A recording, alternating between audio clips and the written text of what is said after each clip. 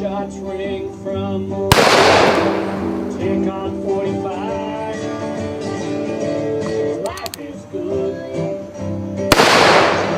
Well, and he probably should. There's comments here in Nashville neighborhood. He would land up to me. Life is good. He's always shooting down in the woods.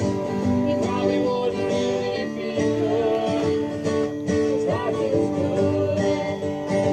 He wouldn't leave you even if he could. His life is good.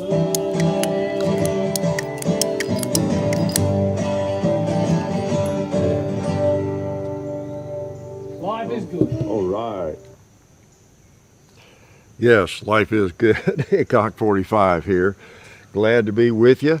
And on another Sunday shoot around. And we're looking at what, the 23rd of August.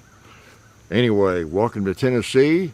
Happy to be your internet shooting companion, coming to you from the beautiful hills of Middle Tennessee, the home of Alvin York, Jeff Quinn, all sorts of famous people that we miss, right? So here we are, and gosh, getting close to the end of August, right? And if you're watching this and listening, I guess we're all still surviving, right? So that's something positive. And you see what I have out. My old Bat Masterson 45 Colt Single Action Army.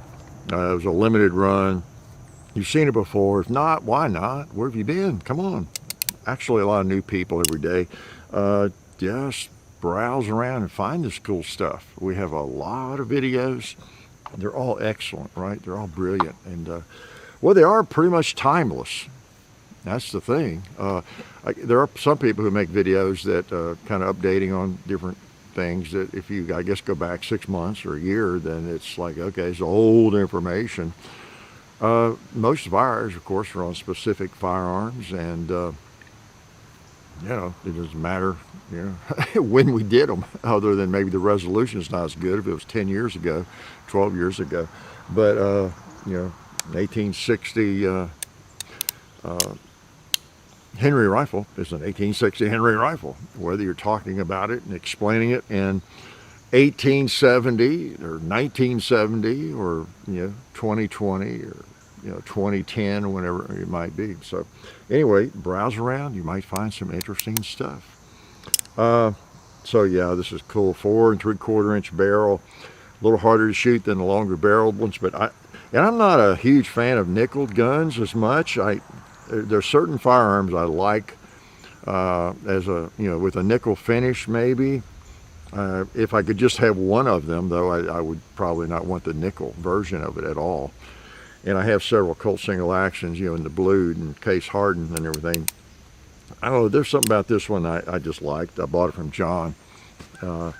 It's just good. It's got a nice thick grip, a nice wooden grip. Some of the wooden grips are kind of funky on Colt Single Actions, don't fit well and whatever.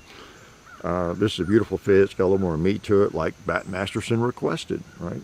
And it's just a nice little pistol, no doubt about it. So glad to have it out. Thought I'd plink with it some. I know many of you ask about this. I have a lot of questions about this. People want me to bring it out.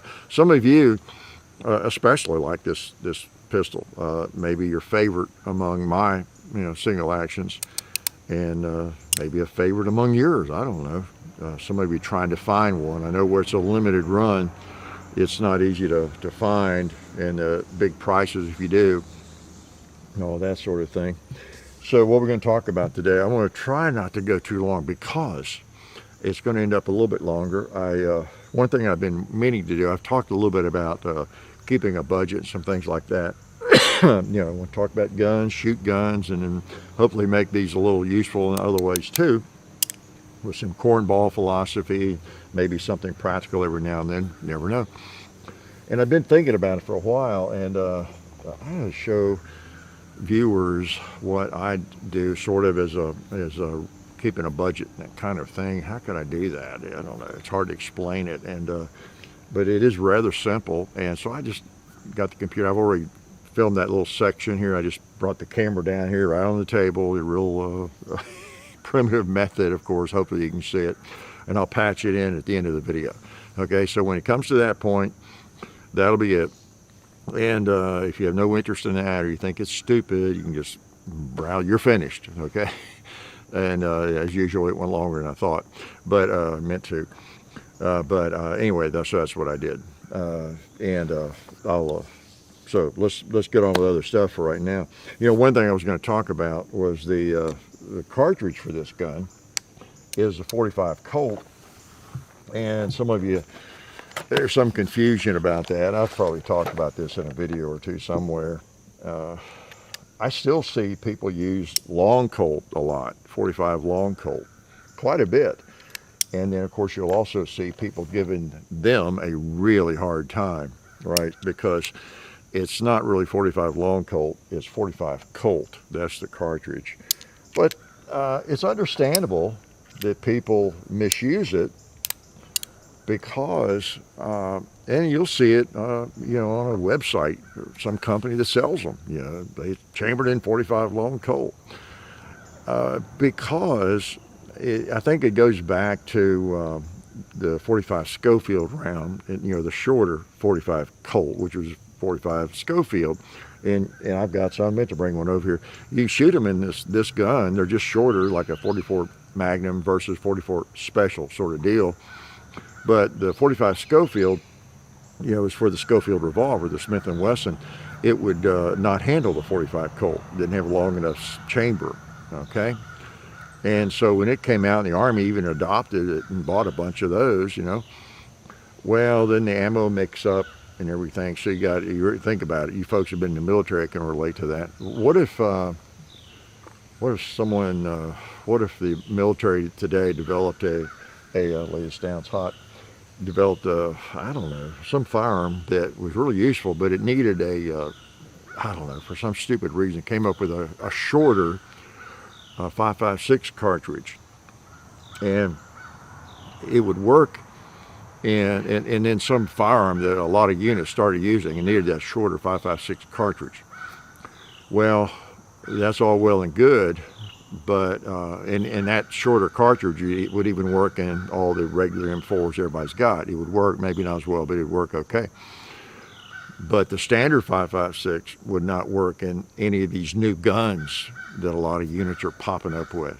All right, so you get a shipment of ammo, and guess what? Oh, it's standard 5.56. Oh, well, this unit and these guys, they can't use that, you know, so they have no ammo or whatever. So that's kind of what happened with the military. The Schofield would work fine in the existing, you know, Colt single action Army, which the Army had adopted, and but these long cartridges would not work in the Schofield. You know, they will in mine because it's a new reproduction and they're chambered for the 45 Colt. Almost all of those are, I guess. And so they had a logistics issue there. But you can imagine how people would begin calling this the long Colt, the long cartridge, as opposed to the Schofield.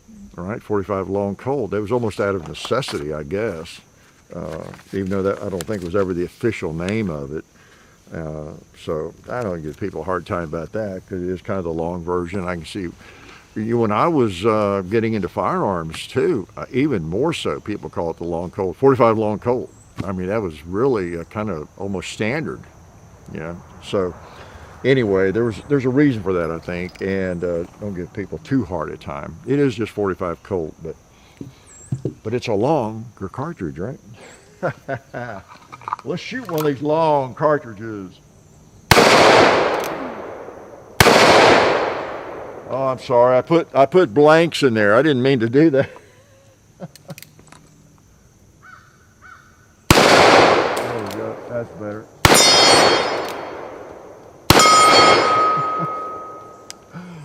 I'll be darned. I hate it when I put blanks in by mistake. You know, I mean, after all, if I miss, it has to be a blank, right? And that's the reason. Only reason I would miss. Of course, I'm loading 5 instead of 6. Folks are kind of new. Remember, that's the proper way to load one of these. And most of us even do that at the shooting range, just out of habit. You know, it's just so we don't ever get in the habit of putting in 6. All right, that's what that's about. It's not that we're stupid. We know well, we might be. But we're at the shooting range. We know that. And we could put 6 in just like I could right now, because I'm just going to load it and shoot it. But why would I do that? Because it's just not the standard way to load it. I mean, it's not a big deal. It's an old design. What's the difference between 5 and 6 rounds? Even if I'm carrying for defense, I'm going to load 5, especially if I'm carrying it. That's one reason they did that. You'll still see people comment on it on videos, how stupid that is, and that's all a myth and everything. No, it's not. A lot of people have holes in their legs and their feet because of that. It's not a myth. Now, you could carry one your whole life with 6 rounds, and maybe you don't ever have a problem, an accident. But you just know that hammer, if it's resting on a firing pin or even on that first notch, you drop it, with enough pressure to break that off and right into the primer. And it's like, why? As I've said before, if you want high capacity, get a Glock 17. So doesn't bother me a bit. I know that's just so safe. There's the only way this gun can fire is if I pull that hammer all the way back, which brings a round, up under it, right? So, even though you don't want to have your finger on the trigger and all that kind of thing, and you could just pull that trigger all day long, it doesn't work, and that's why you will see me and others more often with these maybe violating that to some extent. It's just, it's like a piece of metal, really. And some people, you almost have to, that trigger guard's a way to hold the gun, it seems. But if it's not cocked, it's just, it's not going to fire. This thing requires this action to fire. Pull that hammer all the way back, and then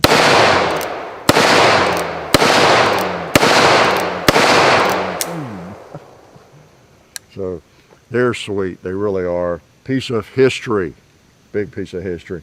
I love it. I love it. So anyway, and of course we appreciate Ballistol.com, Ballistol, and then Talon Grips, TalonGunGrips.com. Okay, got them on a lot of my guns and have for a long time. So what else am I going to talk about? I don't know. Yeah, maybe I'll talk about some of the things we did this week. You've seen the 1911 video on my favorite, or the last one I'd ever sell. Right, I enjoyed doing that. That's a new series. We'll do that on several different things, probably on Colt single actions. We haven't done that one, have we?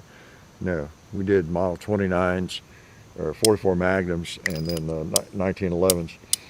And again, it's not what I consider the best 1911 or Colt single action whenever we do it, or bolt action rifle, whatever it is. It's the last. It is exactly what it says. It's the last one I would ever sell.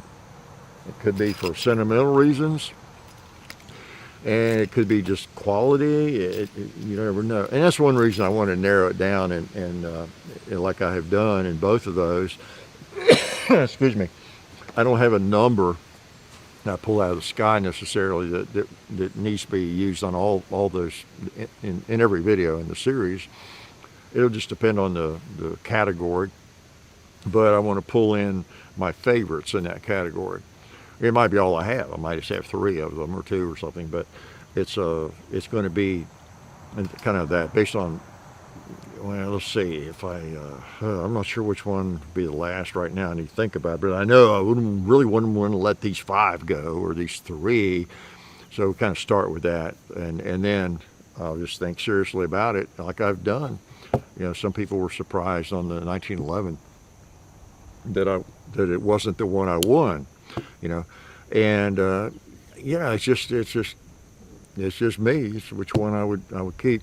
I was fortunate to win several firearms. That was the first one, and of course it's special for that reason. Excuse me, but then again, it's 30 years ago, and it's nothing special in terms of the firearm at all.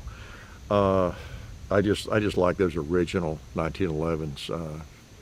One thing that has always bothered me a little bit about that Springfield, it's not the GI model.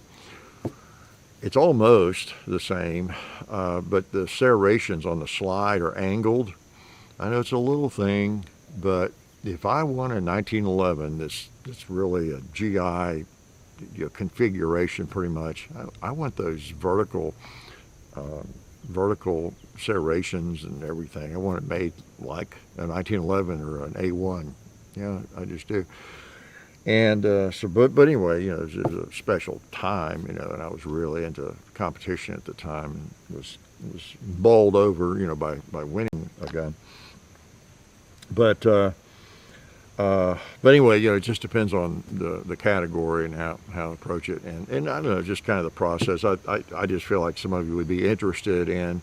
I think somebody got upset. You could have just told us which one. You need to take 30 minutes, or well, no, that's right, but that's what we do. Talk about guns and why we like them, why these are honorable mention, and why these are my top two choices. But yet, that's just the process.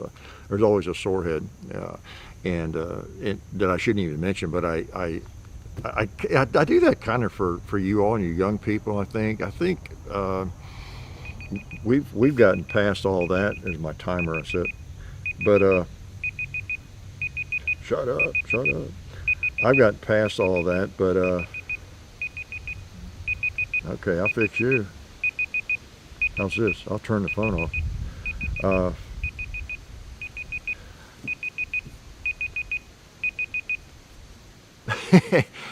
Uh, we've gotten past all that silly stuff and trolls and haters in terms of that, but I think it's good for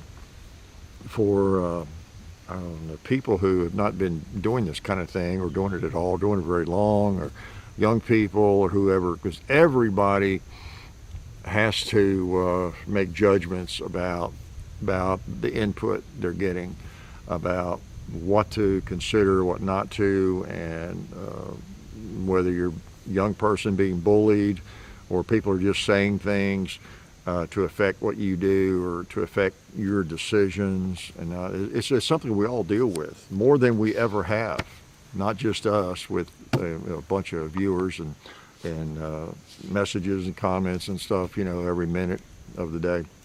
But anybody these days, everybody is online, Facebook, and Instagram, and doing things. And so we have so much input that we adults, if we are adults, I'm an adult in some ways. I think it's incumbent upon us to help, I don't know, younger people, less experienced people, to remember and realize what's important, what's not, and that most of the, well, probably most is the correct word, probably most of the input we get online, you really have to take with a grain of salt. And we also have to know that an incredible amount, depending on what you're doing, but a lot of negative stuff is going to come your way. And that's something new in this generation, right? Or in the last 20, 30 years. That's something new.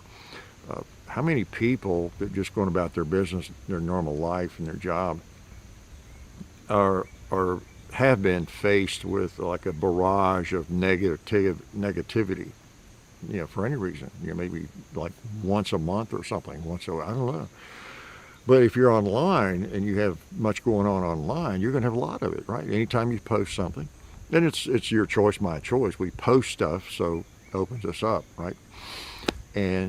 But still, it brings out, it reveals people that we maybe weren't aware were out there in such big numbers. People that, whatever, suffering from who knows what, envy, delusions, immaturity, and all that kind of thing. Whereas those people were just sort of on their own before that. So anyway, it's good to remind ourselves of all that and how we really do need to ignore, a lot of that and laugh about it and feel sorry for some people, right? It's just that simple. So, because it is a free country, and some folks make a living out of trolling. Oh gosh, what else? Yeah. So anyway, I enjoy doing those. I really do enjoy that series, and we'll do some more if you have any suggestions in different categories, because I definitely have opinions, and it's strictly the last one I'd ever sell, and the reasons might surprise you. it might surprise me as I have to think through it, you know. And it's fun to get favorite guns out. Yeah, I like to have my arm twisted to do that. Too hard. What else did we do this week? Oh, with the Benelli, yeah. M4 we posted. That was fun.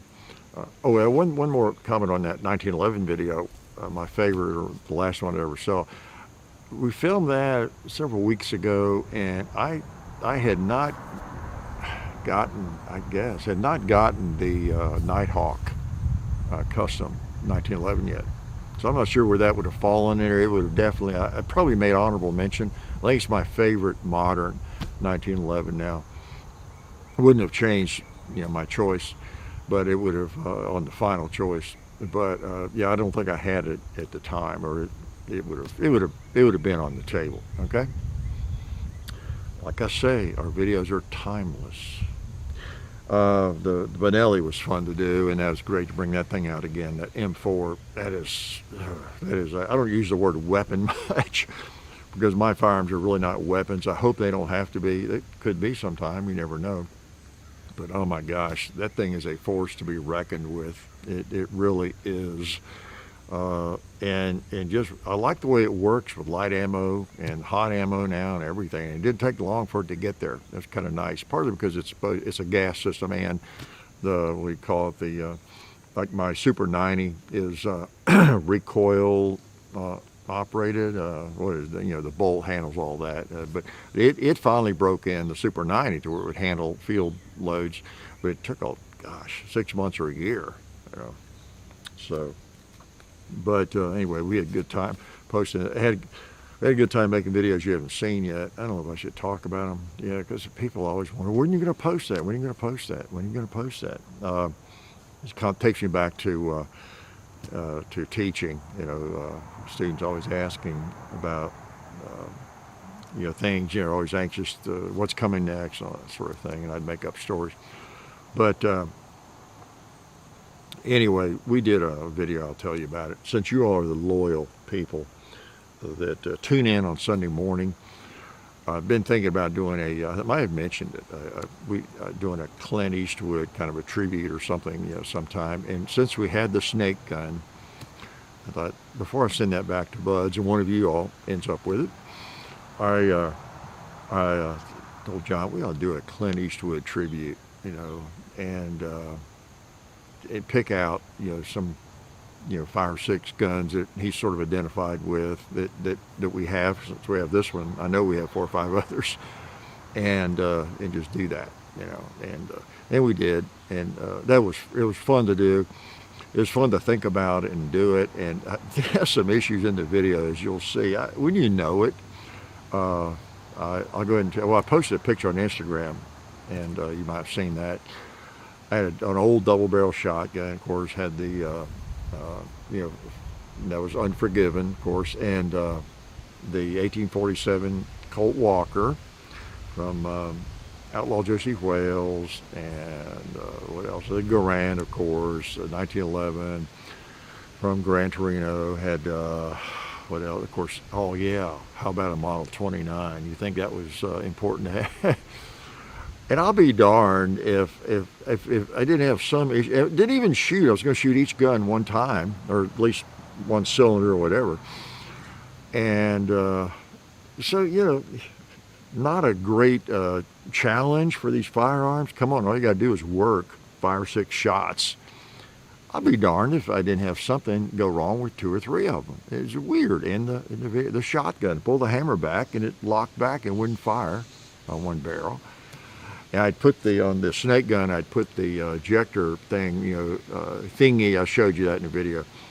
And in the Sunday shoot around, even, it's got to go back in right or it'll fall. Well, I'd take a couple shots and I'd had it in back, it fell out. And when I got to that one, and then something else, well, the usual issues with percussion revolvers, I think I'm just about ready to swear off on percussion revolvers and never fire another one in my life. As much as I like them, it's just so frustrating. It's so hard to get the caps on to where they're not going to hang up in it and shoot them the way to get them to fall out and get the right size caps. And wow, I tell you what, cartridge guns were such an innovation. But anyway, I had fun doing that. And a little, as I say in the video, a little bold, I mean, Clint doesn't need us to celebrate all of his achievements or anything, but I just thought it'd be fun to do it, because I have the guns and some of the most iconic firearms that we associate with him and some of the different movies. And gosh, he's contributed so much to our entertainment, yours and mine, and we just did it and had fun doing that. So you'll see that sometime in the weeks ahead, months ahead, or years ahead. Okay. And you already know some trouble you're going to see in that video, right? That's all right. That's what we do. We don't edit it out, and it just becomes part of it. What else? So, again, politics are going strong, and it's important to be doing your research. This week we got conventions going on. Next week, another one. The two major parties and all that sort of thing. And I thought it was great, to tell you the truth, something that caught my eye. I made a mental note of it and wrote it down, actually. Kamala Harris said earlier in the week, said that you may not fall in love with who you're voting for, but if you look at it on a piece of paper at the issues that are impacting you, there's so much on the line in this election. I thought, you're so right. And it's kind of what I was saying, I think, last week. Really look at the issues, look at the platform in both parties, and I think that is important. I may have said this last week. I'm not sure we're ever going to have a great statesman, as they say, anymore. I don't know. I think of that as somebody that, who would have been a great statesman, as we figure, a politician that everybody more or less revered if you didn't agree with them, and they carry themselves so well and handled the business of the nation with such dignity and everything. We can name several maybe. I'm not sure that's ever going to happen again. And I think it's important, this is just me, I think it is important to really look at the platform. That is number one. We want somebody that can go meet with Putin or anybody from any country and, handle themselves well and not get shoved under the bus by anybody on the planet, any other leaders. But still, with the same token, I kind of vote from a selfish standpoint. I really do. There are things about lots of politicians that would have bothered maybe you in the past, whoever it is, whether it's Bush, Clinton, or whatever. I look at where they stand on things and how their stance and what they're likely to veto or not is going to affect me in my life. Okay? So it doesn't bother me if I don't like somebody's personality, or if I think they're not even the brightest person out there, or whatever that might be, or I don't think they have enough dignity, or they're not going to they're just not going to fit that stereotype of what ideal that we would love to have in a president or a politician. I'm not sure those people exist anymore anyway, if they ever did. So I just encourage you to really look at the stance, and then what, if it's somebody's in office, what they've accomplished. Is that what you want accomplished? If so, then that's important, right? And if you don't think that's important, you're more interested in what someone else has to offer. Look at where they stand and what you think is going to happen if they're elected, and whether or not you like what has happened from whoever's in office, whatever level, state, national, or whatever. So anyway, just something to think about. I think we really do need to. Really what she said is not a complimentary thing, really, for Joe Biden in a lot of ways. I guess it's implied, but I'm saying that kind of about anybody. Okay, a person may not have the personality that you like. They might even really rub you the wrong way, And for me, that's not the most important thing. I am not planning to have to live in the same house with a president or the governor of the state or anything. I'm more concerned about what that person gets done and how that affects me. So just something to think about. Forget personality, for the most part, whether it's Joe Biden or Donald Trump or whoever. Okay, this is my opinion, just my opinion. Okay, which ain't worth much. It is. It's worth what you pay for it, I guess. So I need to probably shut up because I did get into the stuff I'm going to patch into the video. All right, and I don't know if it's worth anything to you. If you're a young person or if you're an old person and you have trouble keeping up with your budget and you always run out of money before the month's over and you got debt, a lot of debt, and you just don't see any way out of it, I don't know, maybe it'll help you. It helped me. It's mostly a system I can try, but it's sort of based on, as I think I say in there, I used to listen to, Dave Ramsey is a local here, and I used to listen to him back in the 90s with his compadre, Bill Matlock, who actually was a student of mine many, many moons ago. And they used to have a show together called The Money Game, I think it was, back in the 90s, early 90s. And Dave Ramsey went off on his own. And now Mr. Matlock, Dr. Matlock or whatever, he has his own show as well. But so they were kind of the genesis for me thinking more about it. And I just kind of developed my own system rather than the envelopes and all that and the cash and everything. And that's kind of what I show you. I just brought the computer out and you'll see. It's basically an easier way, I think, than like sticking cash in envelopes and tracking your money that way, writing groceries on the envelope, everything like that, because it's just not convenient to use cash for everything. And I started doing this in about the mid-90s. It works for me beautifully. I may not have done a good job of explaining it. A spreadsheet might get you glazed over. It's a very simple spreadsheet that anybody could build. But it has worked, is all I can say. It has worked beautifully. And I've used it at various levels of income too.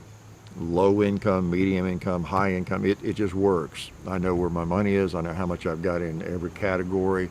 And it's easy to keep updated. I just print it out. I've got it. And I go spend a bunch of money or buy something. I just pull it out and mark through there, change the number, and then I update it on the computer when I want, print it out again. So I'm showing you that today, and don't know if it's of any use to you, but at least I feel better about it because I feel like I have tried to at least contribute something, of useful, rather than just talk about guns and shooting. Okay, and that's what this is about. It's Sunday Shoot Around, where we shoot and talk about all the problems of life and politics. And some people don't think I shoot enough. That's okay. I shoot a lot, and we have a lot of shooting videos. And so on Sundays, I like to Sunday Shoot Around. I like to do something a little different and maybe help you out a little bit. Okay, help somebody. All right, let's shoot something. How about a plate? How about this?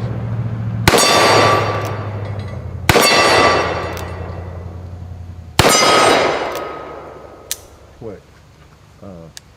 So you got to watch these little short model Colt single actions. They're harder to shoot. Well, you got to really focus. It's so much easier to hit with, I think, with a 5.5 or a 7.5, and I've talked about that. But now these are fine, up close and dirty. If I was a gambler hanging out in the saloons, Doc Holliday, yeah, this would have been my gun probably. But if I'm out in the territory a lot, I'd want that 7.5-inch barrel. So anyway, I will let you go, and I'll patch that in. Probably make this whole video way too long, but that's okay. I'll do it. I'll kind of look and make sure you can see it. There's not a bad reflection. I think it went okay. But if you don't know how to do a spreadsheet, I mean to tell you, go online, and there's probably some basic videos on it. I used to teach it to 6th graders and 7th graders in computer enrichment, and just in a matter of like the first class period, we'd be able to have a budget for them built up, a little simple budget, and where their allowance goes, how much they've got left at the end of the month, and just that sort of thing. It's really not hard at all. Uh, Excel is the one everybody uses now, I guess, with Office. It's pretty much what I've always used. But the simplest spreadsheet, if you have access to it, and you wouldn't even have to have it. You just do it on paper with a calculator, but it's just so much simpler. If you're into computers at all, just keep it on an Excel document. It really is that sort of thing. So hopefully you get something from that, maybe a variation of it. And pay attention to what I say about credit cards, my holding tank for that. I think that's really important. And just whatever it's worth. It may not be worth much. If you get into it, this is stupid. I'm not interested, or come back later and just skip through it, because that's the end of the video. Okay, I'll wrap up the video at the end. After that, in fact, I'll pause right now. Okay, I'm going to insert the spreadsheet lesson, the budget lesson, right now. Okay, boys and girls, this is quite a jury-rigged, kind of a redneck way to do this. Camera angled on my computer screen out here. Hopefully there's not too much reflection here. All right, I'll try to go through this fairly quickly, and maybe we'll deal with it another time. Again, if it helps, it helps. If it doesn't, just skip through it. The end of the video, and for me, it's been a lifesaver financially. I'm not a financial advisor. Don't pretend to be one. This is just my budget system, how I do it, how I keep track of my money, and I've done it since about the mid-90s, and it has worked very, very well for me. A little nerdy, maybe. I don't know. I mean, it's very simple. Very simple. Okay. You may have heard of Dave Ramsey and folks like that. They, I don't know if they still recommend that, but keeping cash in envelopes and that kind of thing, and you have for grocery and envelope for eating out, all that sort of thing. He advocated, I guess he still does, using cash, because you feel the pain when you hand that cash over and that kind of thing, as opposed to a credit card. And I'm not so sure that's true. I have done that. I did a lot of that. I thank him for kind of getting me on track on some of this, but back in the 90s. But I've come to realize, maybe, I don't know, I don't know. I don't see a big difference in how much I spend or waste credit card versus cash. Now, I think probably most people, that may be different. But the problem I ran into with that system was, think about all the different budget categories and things you have to spend money on, of course, each month. And, you can't keep cash for everything. Car payment, if you have one, and all those sorts of, big dollars, and you have thousands and thousands of dollars cash lying around all the time and dealing with and everything. And if you don't even have to know how to build a spreadsheet, but it's just so simple. Literally so simple, and that's what I just put it on a spreadsheet. I've been building simple spreadsheets like this since the early 80s, and it's just very, very useful. So I just created my own envelopes on this, and I can print this out and keep it in my pocket or wallet. Okay, and then just update it, and it's very simple, and print it out every month or twice a month, whenever I want to. Just keep it updated. And so these are my envelopes. Virtual, or they're on computer, they're on a printout, and so it just works better for me. Now, quickly as I can, because it probably looks like some gibberish to you, I simply, this is just a sample I made up and just threw a bunch of stuff on here. Some of these things I have on mine, some I don't, and you have other categories. But if you can build a spreadsheet at all, you just open up Excel or anything, and you just type this in and type in the numbers. It's really simple. But so what you can do is, don't pay attention to the red cells up there yet. These are, if you're not familiar with spreadsheets, these are cells, each of these little sections. It's different from word processing. You have a little cell that you can enter words, numbers, whatever you want to. Okay.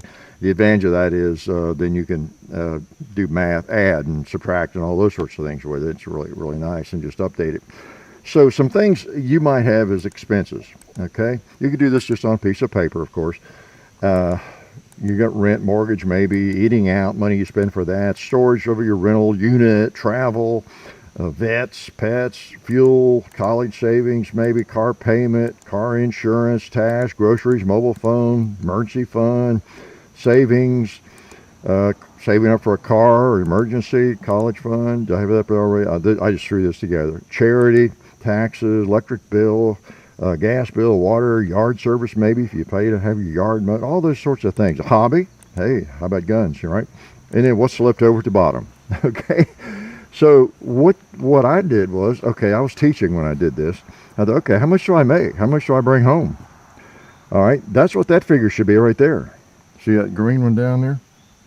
That's the total of this column right here. The column that I'm highlighting. Okay, the total of that column should be, ideally, what you bring home. Okay, every month or every week, however you want to do that. You could do it by the week. I do it by the month. Still do it by the month because I used to get paid by the month, and we still pay ourselves by the month, kind of. So anyway, you just figure out what do you miscellaneous 400. You know, eating out. Oh wow, 200, 300, 400. I don't know. See, when you look at these numbers, you might think, wow, that's a lot of money to spend on miscellaneous or on eating out. 200, I guess it's not much, but or just whatever you spend it on, or groceries, whatever, anything. I just threw numbers in here that might or might not apply.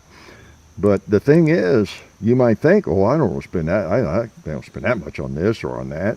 But figure it out. You actually might. You might spend more. Okay.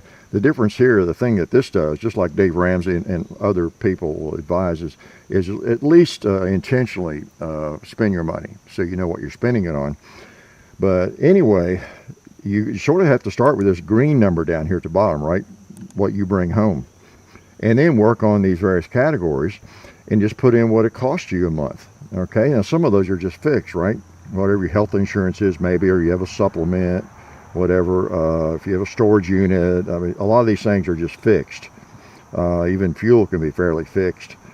If you have a car payment, car insurance, you know, you can just, and that number I put there is by month. Now, some of these things may not be due until every 6 months or even at the end of the year or something, okay?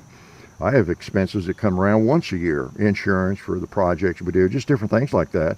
I divide by 12. Okay, what am I going to need to put in there each month in order to, you know, pay that come fall or whatever? You know, just like maybe insurance on your house, homeowners, whatever. Okay, if you have a house payment, I think that's probably taken out of each month, but that would be in your house payment. If you have a house payment, that would be in here. Mobile phone, whatever it is, you know, you put it in there. Some of those things are pretty clear. Groceries, you can kind of estimate it and all that. Electric bill, you know, is pretty clear estimate. Gas bill, if you have it, water, those different things. Cable TV. So of course, now you don't put a number in this green box like I was saying. That's kind of what you're working towards. Say you bring home $5,000 a month, you bring home $10,000 a month, or $8,000, whatever. Guess what? Everybody has a different income, right? Depending on your education and what you've done in life, what you're doing right now. But this column, added up, should not exceed that, right? You can see the formula up there. I don't know if you can see that. It's real simple. You hit the equal sign and sum, and then whatever the range is you're adding, and it updates it. If I change the number up here, if I change the hobby to 200, you know, it changes that. Adds 200 to it. That's why it's nice to do it on a spreadsheet like this. It's so simple. And I can help you later, or someone else can help you build a spreadsheet. It's not hard at all, especially just on simple things like summarizing a column or subtracting. That's just really simple stuff. I used to do this with 6th graders, you know, teach them in just a matter of one class how to build a home budget and that kind of thing. We used their allowance and just had some fun with it when I was teaching computer enrichment. So it's really not hard, or I couldn't do it, put it that way. All right. So whatever credit card holding tank, I'll explain, but that's still $300 out of your expenses for the month. Okay, so it should add up to that. And if it doesn't, guess what you have to do? Right, you're spending more money than you make. So you got to go back and say, oh man, I guess I'm going to have to cut down on my fuel expenses and eating out, or maybe that storage unit we don't need. You know, I mean, it's a really simple way to figure out how much you're overspending or where it's going, because you might be using credit cards, and it's really easy. That's the whole reason people get behind, right? I mean, most of the population, we have trouble handling our money, and I was not good at it until I got up into the 90s, okay? And this has been a lifesaver for me. It's been great. So I know how much money I've got at any point. You could ask me, how much money you have for this or for your hobby, or could you go buy a gun today? Yeah, I got this much money in my hobby fund or whatever. I mean, I just always know that. And when electric bill comes or whatever, I know I've got the money there. It's already there. And that's what this is over. Now this number doesn't change in this column right here. Okay, and again, you could do this on paper and use a calculator, but the numbers there don't change unless you're changing them intentionally. The expense changes, or you add an expense, you take away one, but by and large, that may not change for months, okay? That's just, you've divided by 12 or whatever you need to do. Like with car insurance, say you pay twice a year and it's $1,000 a year. Well, what do you need to put in each month? Under car insurance, you need to put in 1,000 divided by 12, whatever the heck that is, okay? So, and then every month, and then, it goes in there automatically. Like when I deposit a check, it's just, okay, all that stuff is accounted for. And then it's just a matter of how much more, because my income varies some. Yours may not. It used to not, but, it varies now some, not a lot. It just depends on the time of the year and all that sort of thing. So, but whatever that is, it's just left over up here, okay, under savings, where I've got it highlighted right now, okay? That column right there is savings or leftover. So that's where I accumulate for savings. And maybe there's, right now I'm just showing as an example, 5,000 in there. It could be down or up or whatever. And then as I get more money in that, as I save that's left over, I bring it up here and put it in my savings account, okay, not my checking account. These three shaded areas here are, they're not added in any of this. They are simply just for my eyeballs, so I know what I've got in savings or that kind of thing, okay, in another account. What am I doing here? Okay, cancel. All right, you still seeing it? Okay. So those are the kind of all the fixed expenses, or expenses I choose to have, or I have no choice on. All right. And that's the big first step, again, because when you add it all up, and that green cell is the sum of all those expenses. All right. That's what it is. And actually, let's see, as I put this back for you all, the savings is not really, that would not be a number down there for savings. That's just a matter of what's left over, and that's going to be it's not added into this, okay, because that's extra. Okay, so it'd be 69.15 is what that's my income. Let's say I'm just again, it's your income, okay, and it could be half that, it could be twice that, but let's say that's your income. All right, now over here is where if I have for a month or something, I have 2,000 extra, it would go over here in savings, and I would just add it to that, like that. All right, okay, but I don't actually have it right here. Okay, so that's my expenses. It's very easy to see if I'm spending more or my expenses are higher than my income, and again, if they are, I need to cut something out. Right now, over here is my balance. That's where I am. And like under miscellaneous, that's just anything. That's cash money you get out, just cash for your pocket or whatever. That could be $1,000. It could be 200. Depends on how much money you make, right? And so I've got a total up here of what I have in these now. So these are more or less my envelopes over here in this column. Those are my envelopes really for each area. Okay. That's how much is in that envelope. I mean, again, this is just all hypothetical, but it works. And then this is the total of how much is in those envelopes. Okay, and that should match my bank account, what they say I have in the bank. You got that? All right. So, for example, miscellaneous 400 I got. That's just miscellaneous. I can take it out in cash, whatever I want to do, but I know how much I have. If I go spend $100 out of my wallet, I just take it out of right there. Okay, I cut that to 200. I just do it on paper and cross it out and change it. Then I can update it on here whenever I want. Eating out, yeah, we're down to 150, and if somebody wants to go have a big dinner somewhere, a bunch of people, and I don't know, we got 150, maybe we could do that, But then again, maybe we've not eaten out for a few months, and we've got $580 in there, okay, and so we've got a lot of money in there. Did I hit 580? Yeah. Yeah, and of course that's reflected up here in the total, how much money we've got there, all right? Again, this is money, the overage from my savings, what I have left over. If I have extra money, goes beyond what I've allotted for, I put it in here in this savings, okay? Now I put it down here first, but let's say it builds up and I've got 7,000. Let me put 4 or 5 of that in my savings. Actually, make a transfer through my bank account. So maybe I've got 55,000 in there in my savings now, okay? And then that means down here, it's 2,000 left. Okay. I know I'm going through this fast, and if you've never done anything like this, or you think it's stupid, you can click out anyway. But so those that are shaded, again, they are not added in here because they're under a different category. That's just in the bank. That's simple for me to keep up with. I don't want it to confuse my checking account, so it's in a savings account, or at least a different checking account. So up here, I can check at any time. I can just go to my bank online and see, well, how much do here's what I'm supposed to have, $12,688. What's the bank say I have? See, it says bank. Bank says I have this much. Well, I didn't subtract that, right? Because I just added that 3,000. So obviously it's going to show me having 3,000 more than I see that I have. So I can just update that any time and see what the bank says I have, what I say I have, and if I have a problem, if I miss something there. Okay, so it's kind of my checkbook, really. I mean, that's the basics of it, okay? You figure out how much you got to, per month, have saved, you got to make. And based on your income down here in the green box, okay? And it's got to match, or hopefully it's a little less, right? And hope you make, well, whatever. But it's good to have it exact. If your expenses are $60 more than what you're making, you got to cut somewhere. Get it down to where it's exact, okay? Because you can allow for it. If you make more money, put it in miscellaneous, put it in savings, or whatever.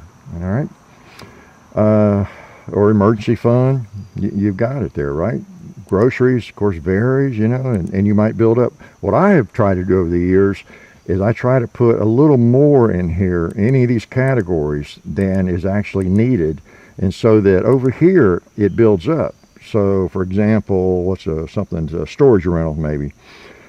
Things that are exact and never change. Sometimes I just don't even update that. But like groceries, is a good example. Maybe if I spend about $1,000 a month for the family on groceries, maybe I just spend $800 really. Or $900, but I want that to build up, and over time I might end up with like $1,200 in $1,200 in groceries, and it's time to put another 1,000 in. And so at the first day of every month, or payday, I go through and I know what to add to each one of these categories. Once I get my check in the bank or my money in the bank, okay, I can pull this out. Okay, I just go through, and whatever's over here, some of these will be cleaned out. Some will just have a little bit in them. But like, for example, miscellaneous. Okay, I go. Okay, it's time to. I got paid $400 to that one, $150 to this one. Health insurance. Actually, I don't even do those. I just let they cancel out. If the payment is exactly $150 each month, I just let that one go. It's like, why bother? Same with storage rental and that sort of thing. But travel. Oh, I am spending money on travel. $200 a month. Okay, that's $1,400, and so that's my actual money here. That's my envelope. Some of them get stuffed, and I don't ever let them go below what they need because the payment has to be made or whatever it is. Vets. I haven't had any wild animals go to the vets for a while, so I got $150 in there. And guess what? This month I get to add 50 more, so I get a little buildup. What if you got laid off? You lost your job. If you've got some buildup in these categories, even if it could take a whole year maybe. Maybe you just allow an extra $20 or $5 or $30 in some of these categories, more than you normally spend. it gradually builds up. I know when I was teaching, I always thought it'd be great if I could get each one of these double what I need each month, and it's hard to do teaching. Now, one of the things that has really helped me about this, and I'll shut up on it, this credit card holding tank, what the heck is that? Well, I put $300, again, theoretically, I'd do something like that every month because I've got things like maybe a storage unit bill that comes up every month, or just things that come out of your credit card, website, a fee, and it's always $50, or it's always the same. And it's coming out of my credit card, okay, automatically. So I kind of total those things up and see what is all that stuff that comes out. And I just lump it in there in my credit card holding tank. Say it's $300 that comes out every month, and that just goes in every month because I know I'm going to need $300 whether I spend anything with my credit card. All right, and that's, again, it's an envelope. It's a holding tank. So we know that we use credit cards for other things. Whenever I use a credit card, what I do is, and this savings down here, this extra money, there's $2,000 in there now. Okay, if I use a credit card for whatever, gasoline is what I use most of the time, then of course I go up here under fuel and I take it out, and I exaggerate that too. If I spend $60 on gas, I'll take out 75 or 100 maybe. So I'll just change that to 400 on paper. I have it in my pocket, remember, just cross it out and put 400. So I know how much I've got in gas right there. All right, now, I took that out there, so that's okay. But if I use a credit card for something else, some miscellaneous thing, I order online or whatever, and it's going to be billed $150. What I do is I take that out of here. Let's say it's $200 for round numbers. I ordered something, just couldn't resist. Well, I got $2,000 cash, reserves here. I change that to $1,800. Okay. So now I've got $1,800. I just spent $200, except it's on a credit card. And so what I do is I go up to the credit card holding tank and I add 200. That'd be 1,000, right? And so I'm just moving that money up here to where it's not mine anymore. I don't have that reserve. It's already accounted for. I spent it, okay, today. So it's not cash. Technically, it still is in my bank account, my checking account.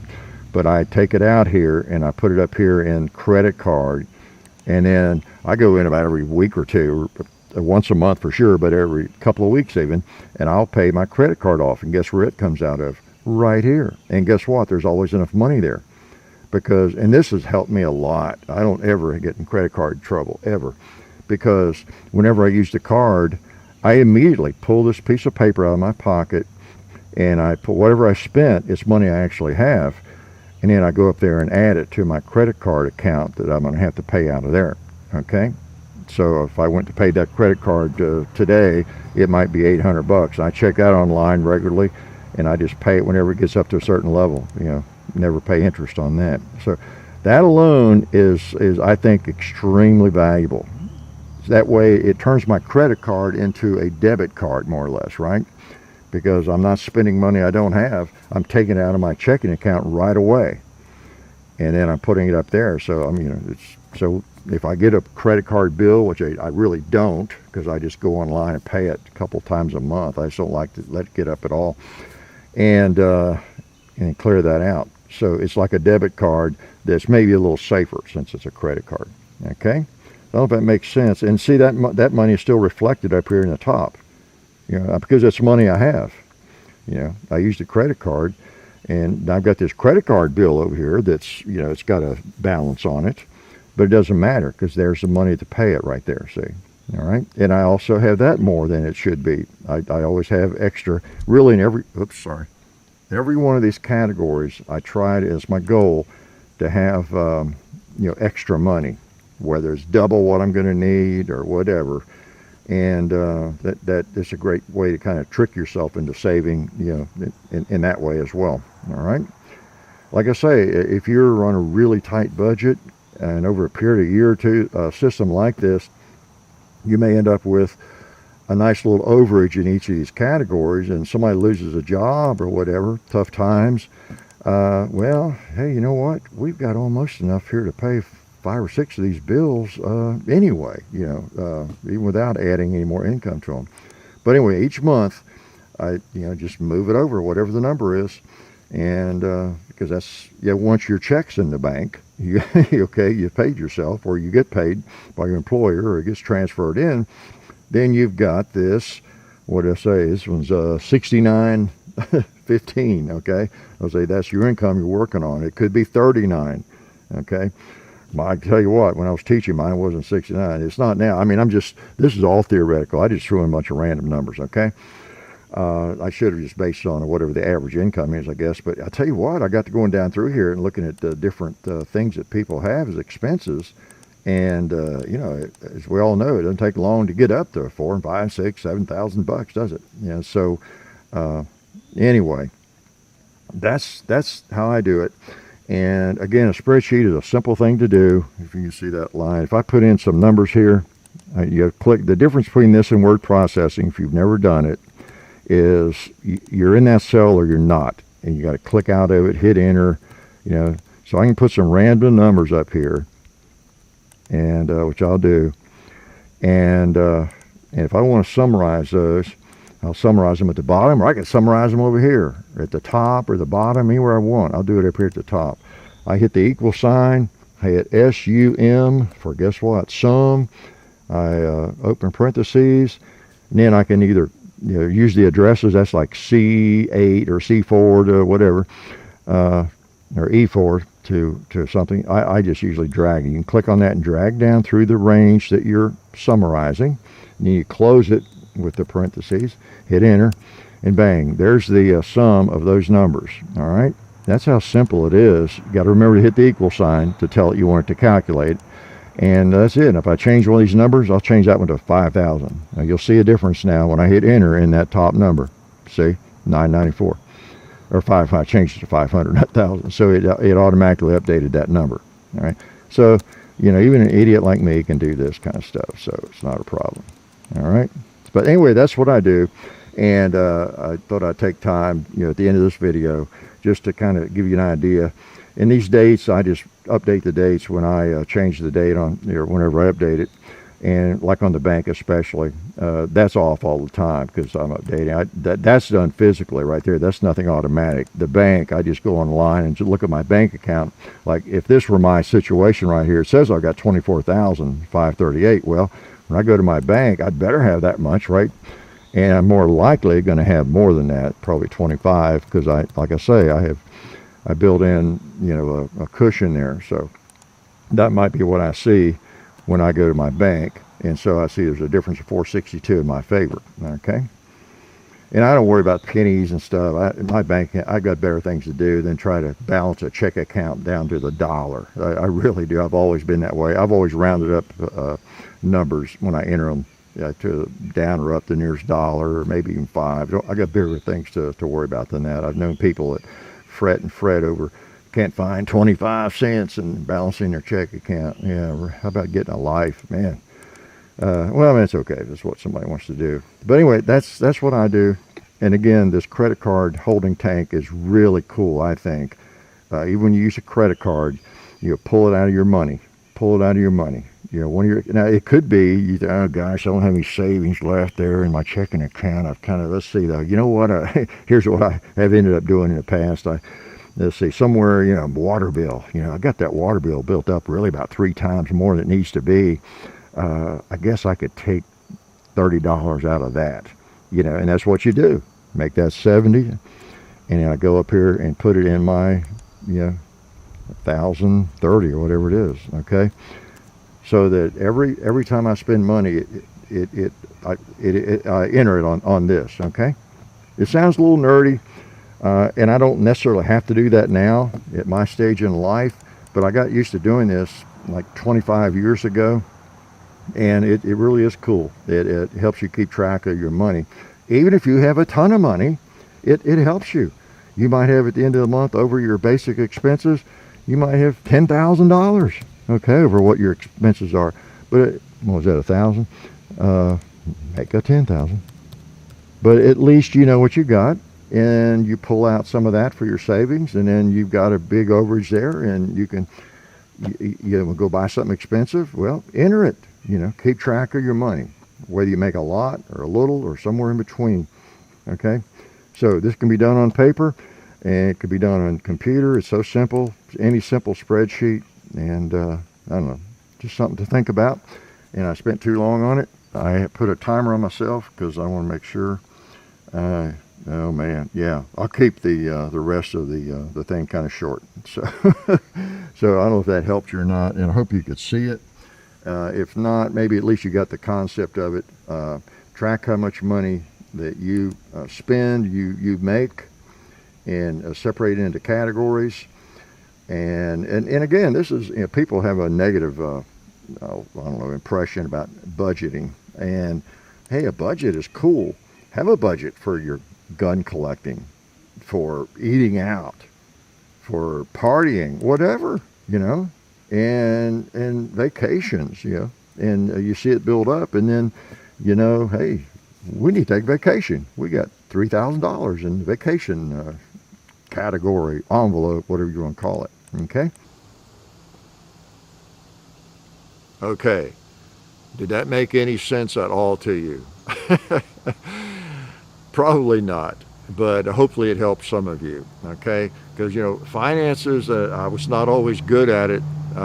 This really, well, I don't know which came first, chicken or the egg. I got serious about it, and that's what made the difference. But also, this system is what fixed me, and so, I know where my money is and how much I have and to spend on this or that or not have. It's just, I've been really clear on that for now 25 years. It's just makes life a lot simpler, just a lot simpler. And also, I think it helps me save. I've saved a lot of money. It helps me save money. You just know where it is. You don't overspend. You don't spend money you don't have, because you just look right there and see, oh, do I have any money there? Nope. Or, yep, I got this much. So anyway, I hope that was of some benefit to you. And if not, you didn't have to watch it. Yeah, you really didn't. And that's why you skipped through it right now, right? So that's fine. That's fine. When the student is ready, the teacher will appear. Confucius. I had that on my wall in my classroom. It's so true. If you're not interested in something, nobody can tell you anything, right? And if you are interested in learning something, like I was at that point, I was determined to do something and fix it, right? And it's like, I've been trying to get John into archery, off and on, for 20 years. Not too interested. Well, all of a sudden, he's interested, I mean, you just got to be ready for anything, right? And also need to have the discipline, ideally, all of us, to know whether we should be getting ready for something, even if we're not. Sometimes we do have to learn things we're not ready for, maybe that maybe we don't want to learn, or we don't want to be ready for it. But we know for our own good, we need to get serious about that, or I do need to learn about this, or like right now, if you're in bad debt, whatever, and you're just horrible at managing your money. Same thing. Maybe we need to figure out a way to prevent this from happening, running out of money before the end of the month. And again, I'm not a financial advisor at all. I'm just showing you how I do my budget, kind of. Those numbers are not mine. I just that the template is kind of, and I just threw all kinds of other stuff in there and numbers and everything, and just to give you an idea. Works for any level, income. And again, you may look at it, well, that was stupid. You should go to Quicken or whatever. And the main thing mine is it's a proactive thing. What I do, that's why I like it. It's proactive. I know lots of programs out there where I can see where my money's going, where I spent it and all that. What I wanted back in the day, I wanted the kind of that envelope system, but have it virtually on a computer. I wanted to see the money that I have and how much I can spend, not how much I spent, past tense. I want to know how much I have to spend in each of those categories. That's the beauty of what I have liked, at least, about it, okay? And then, of course, it also tells me how much I spent, pretty much, okay? So anyway, hope that was of some use to you. And I'm glad you came by because I'll probably be here next Sunday as well. All right, Sunday shoot around. Okay, you never know though. Is there something on that lens? Is that a bug? Hope it didn't show up too badly in the video and block my face. But if I'm on the road or anything, yeah, I'll still try to film a short segment, say hi, may not shoot or anything, but like we did in out west in Tucson, I guess we were out there a couple of weeks where I had the toy gun, right? But if I'm around where I can shoot, I'll be probably shooting something that I really like, okay? Because that's kind of what it's about. I've looked at this firearm several times in the last few weeks. I want to shoot that. I want to take it out and shoot it. I'll just take it out for a Sunday shoot around and bring you all in with me, right? So anyway, probably went way too long this time because of that 30-minute insert, but that's okay. Occasionally I'd like to provide something useful, and if that helps a handful of people, maybe it was worth it, because the rest of you can just skip right through it. And that made this Sunday shoot around even shorter for you, right? So really appreciate your help and your support, and the people that support us, and just coming around and hanging out and keep track of us. Again, we're posting 3 or 4 videos every single week, and we expect you to see them. You know, I mean, if you miss too many, I might just be sending an invoice to your house. You know, there's a fee associated with that. If you've been missing a lot of videos, you better keep a track on your mail. Keep track of your mail, because you might just be getting an invoice. Actually, it's a fine from Hickok 45. Life is good.